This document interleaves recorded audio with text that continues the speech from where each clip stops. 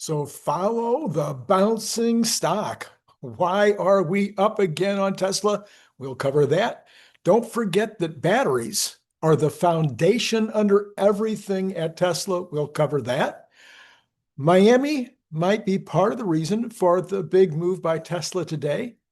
And then all eyes were on Tesla's vehicle deliveries last week. I continue to believe that what happened last week in terms of the stock market was that the sharps, those guys that think they're really sharp, and maybe they are, they saw an opportunity for a quick score because there was this big divergence between what the betting markets were saying, what some in the Tesla community were saying, and what was being said by the street. So, but while all that was going on, the actual investors missed the Model YL in the US was rolled out. This is obviously going to be a significant seller, and nobody paid any attention to that. Then there was a big beat on numbers, which means a huge beat on profits. And that seems to be more of the conversation today. Wasn't really part of the conversation on Friday. And then battery storage was up over 35% compared to last year and almost 50% over last quarter. Also a big contributor to profits. Okay, so we had this rollout of Robotaxi in Miami.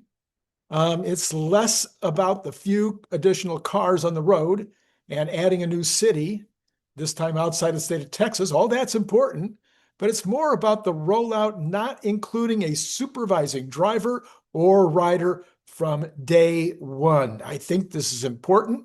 My best guess is that this is a huge increase in confidence for Tesla, something they wanted to try. The proof will come in the next cities as they're added, whether they dispense with this step of supervised riders every time. Tesla Ming says, good news for anyone closely tracking the European regulatory rollout for FSD. An official email response from Germany's Federal Ministry of Transport just confirmed the exact roadmap. Here's how it goes. June 30th, 2026, the required dossier was submitted, and the RDW's approval was substantively discussed during the technical committee meeting. Then there's an upcoming vote. An official vote on the legal admissibility of FSD supervised is scheduled for an upcoming TCMV meeting. A positive vote requires a qualified majority of member states, and it will trigger an EU Commission implementing act authorizing RDW to grant a type approval valid across the entire European Union. I think that means that someday they're going to have a meeting, and if in that meeting the vote is a majority say yes, then I think it means the entire EU will do it, even though I think member states could opt out. That's my thinking. I could be off on that, but that's what I think's going to happen. Active review. The famously strict German Federal Motor Transport Authority is currently in direct, active communication with both the RDW and Tesla. They're reviewing all available data to determine a well-founded position for Germany ahead of the final TCMV vote. The technical testing phase is essentially done. The FSD is now in the final political stages of continent-wide approval. Okay, at Robotaxi, who's that? Somebody's got that. Oh, this must be the actual Robotaxi account. All right. Cybercab was at the National Federation of the Blind's annual convention in Austin for a hands-on experience of its accessibility features for blind or visually impaired customers. For example, it has braille lettering on the physical controls, space for service animals and assistive devices, and wheelchair height seating for easier transfers. So that's good news. That's exciting, and hopefully that gets more attention. Okay, I got some short subjects for you today. We got investing.com says JP Morgan reiterated a neutral rating and a $475 price target on Tesla following the company's second quarterly delivery results.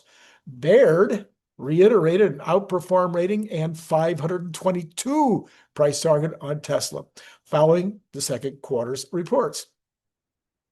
And then we have Andre Thie, Tesla sells SIGA challenged at SIGA Berlin. It says we are getting ready for the 18 gigawatt hours of 18 gigawatt hours of cell production. This is the 4680. And the challenge is, if you can be a part of it, how can you become a part of it? If you're a startup and you think you can challenge us in real production environment on materials, production, equipment automation, or AI, this is your unique opportunity. You can win a paid pilot project with our 4680 cell team at Giga Berlin. So what is that? What, as important as that is, as fun as it is that they're going to have this competition, the reality is that's 18 gigawatt hours of cell production in Berlin. Remember, we were shooting for the first 100 in Austin. They're ready to ramp up the 18 right there in Berlin. We've seen evidence that more equipment is going into Austin to begin additional lines in Austin. So 4680 is becoming a real thing, and this is a big, big deal for profits. Bloomberg, more short subjects. Bloomberg is out with an article saying most observers are no longer questioning if Tesla and SpaceX will merge. They're just asking when. So that's what they're hearing from their pundits and various accounts. Waymo is blaming bumper-to-bumper traffic, stalled traffic over the 4th of July weekend, on the 4th of July, for the breakdown of over 20 of their cars in San Francisco. So far, I haven't seen any explanation yet for why one of their cars drove over live fireworks. Gwynne Shotwell has got a headline out today. She's COO, of course, of SpaceX. She donated $325 million of of SpaceX shares to the new Trump accounts for kids. That's what about that, huh? I think that's pretty special. Sorry, I got to pause for a second. Well, this is Randy Kirk, and if you didn't know it, I am a big supporter of what's happening with Nick Gibbs and his options trading course. In fact, I'm such a big supporter that I'm going to attend it in August to just see what it's all about. If you haven't checked it out yet, there's information down below. You might be interested just to check out the amount, just to find out whether it's affordable. I think you're going to be shocked at how affordable it is. All right, at the start of the quarter, at the end of March 31, consensus estimate for the S&P 500 was 13.1% year-over-year earnings growth. But that's all changed. Blended tracking as reporting progressed, combined actuals for reporting companies by mid-season, it was 27 to 27.7. Now, this is all quarter one. Now, with almost all companies reporting, it was 28.6 year over year. So Gary Black says this morning, he says U.S. stocks rose pre-market Monday as tech stocks rebounded ahead of this week's Samsung and SK Hynix second quarter earnings, which will test the continued viability of the AI trade. The S&P 2026 EPS estimates have risen to 342, which is a 23% year over year. So before earnings start, we're at 23% estimate. And so this implies a 21.9 PE and a 4.6 earnings yield, which is in line with 10-year Treasury yields. So if we're starting out with 23%, how high can it go? Jalopnik has some bad news for us this morning, and it kind of explains why we didn't get as many sales out of Tesla in the last quarter. It's a surprise to me. In the US, Tesla deliveries fell 20% in the second quarter to only 114,629 vehicles. This is according to Cox. For the first half of this year, Cox estimates delivery fell 15% for the first 2 quarters. And there's an automotive news forecast puts Tesla U.S. deliveries down 8% in the second quarter to 115,000 and down 12%. So roughly, they come up with a roughly similar number. But anyway, if I was figuring 135 from Fremont alone, plus some additional from Austin, but evidently that just wasn't the case. In the latest PMI survey data from S&P Global, it shows that the U.S. service sector recorded a modest but improved rise in activity during June. The upturn was supported by a faster increase in new business as firms responded to gradually stabilizing economic conditions. That said, growth remained historically muted and continued to weigh on employment levels at the end of the second quarter. Inflationary pressures also stayed elevated despite easing since May, as tariffs and higher fuel prices added again to cost burdens. Confidence in the outlook improved in June to the highest since February before the conflict. The headline S&P Global U.S. Services PMI Business Activity Index rose to 51.2 compared to 50.7 in May, and also beat the street. It was consistent with only a modest increase in activity. And then the other report, of course, we get the ISM the same day. Economic activity in the services sector continued to expand in June. So they're saying the same thing this time. And this is according to supply executives. The service PMI registered 54%. This is the 24th consecutive month in expansion territory. The report was issued today by Steve Miller. He said in June, the services PMI registered 54%, a decrease of 0.5%, but still indicating expansion. The business activity index remained in expansion territory for June, decreasing 2.3% to 55.4 from May's reading of 57.7. New orders index registered 55.1, which was 2.2 below May's figure. And the employment index expanded for the first time in 4 months with a reading of 51.2 compared to 47.9. So there you go. That is what we're seeing in services. Definitely coming back now after being kind of slow last year. All right, this is a little bit off subject. This is a news story, but I think it's relevant, and it's also a big deal, maybe, although it didn't get major location in other words, it wasn't at the top of the page on the headlines. The Hamas military group said Monday it has dissolved its government in Gaza, is preparing to transfer power to a technical committee backed by the United Nations as part of a U.S. brokered ceasefire deal. Hamas did not say whether it planned to take the crucial step of disarming or handing over security to an international force, but it described this decision as evidence of commitment to Gaza's reconstruction after years of war. It was unclear if the move, announced by a lower-level official, would lead to any meaningful change on the ground. I think that's important, don't you? Let me know in the comments below whether you think that's important. All right, Tesla has been driving higher all morning long. We are currently up 5.57% at 415.38. And it was higher. I can't remember exactly the high of the day, but it was at least, I think it might have been 421. So that's good. But SpaceX, on the other hand, is down. It was as high as 183 this morning. Now it's down to 157.30, down 2.9%. Speculation would be that this has to do with the Nasdaq inclusion. That's tonight. So after the close of business. So we'll see what happens to SpaceX in the morning with regard to that inclusion in the NASDAQ.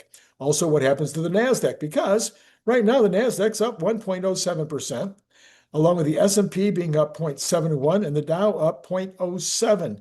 So we've got another rotation back into the tech stocks out of the Dow.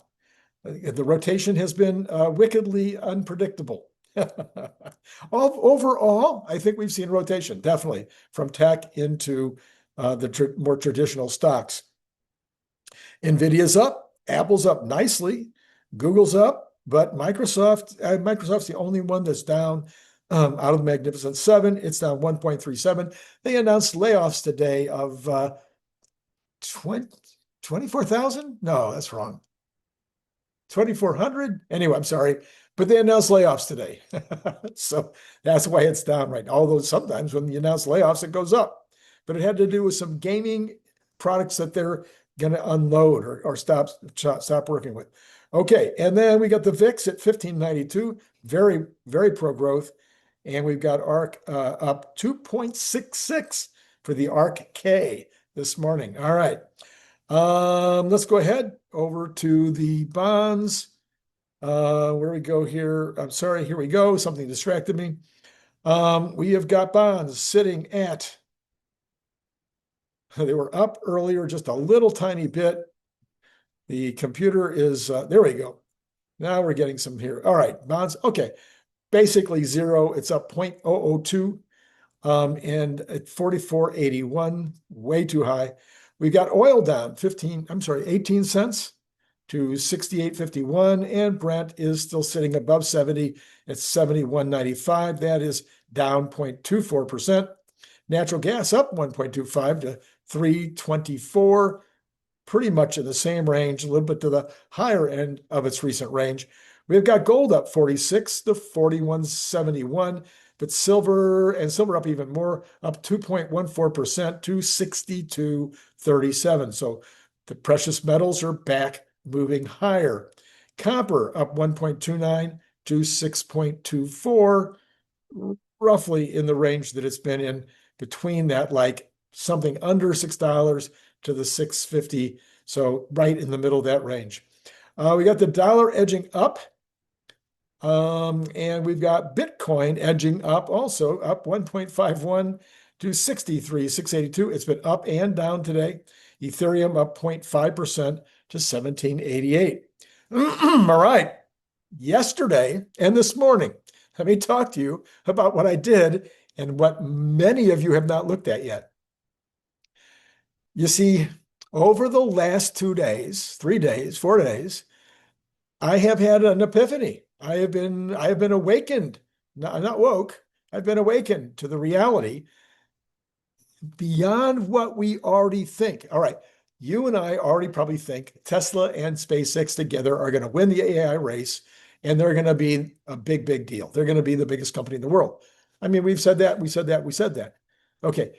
But the pieces came together more over the last week or so.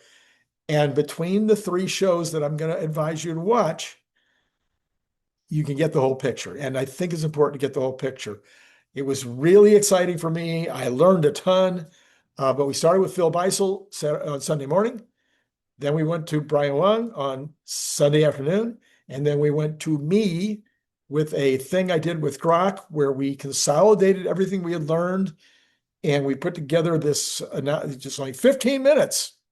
Now, maybe you go to that one first and decide whether you want to go back and see what Phil and Brian have to say. But that was an important piece of work that I did this morning.